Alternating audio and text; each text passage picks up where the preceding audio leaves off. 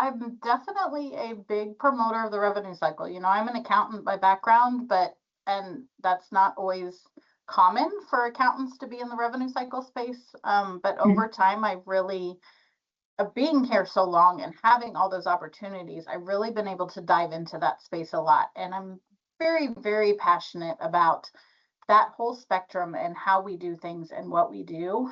And I really do think some of our biggest opportunities, and really probably everywhere, is around kind of some of the front end processes.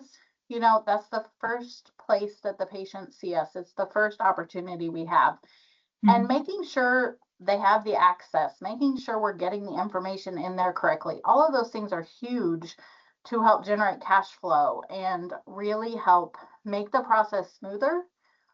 I think denial management, of course, is a huge opportunity, which is really shared across the board everywhere you go. Denials. Right. And it's really looking at those root causes and really trying to be more proactive, less reactive. We lived a long time in our world being very reactive. And we've worked a lot over the last few years to really be proactive and try to find those problems and fix them before they get to the denial point. Some of that preventative denial work.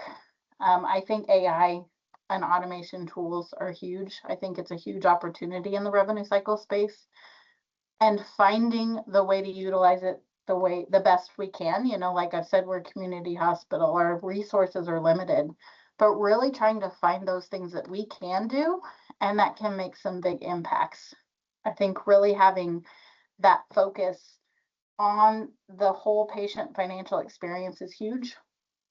Right. I really like the whole, I talk a lot about the digital front door and the transformation tools and really that end-to-end process and helping a really patient-friendly financial experience. And I think those things are extremely important. And it's really ultimately about not seeing the revenue cycle, not just as billing and collecting, but really that whole end-to-end process and what it's like for the patient. And I think those are huge opportunities.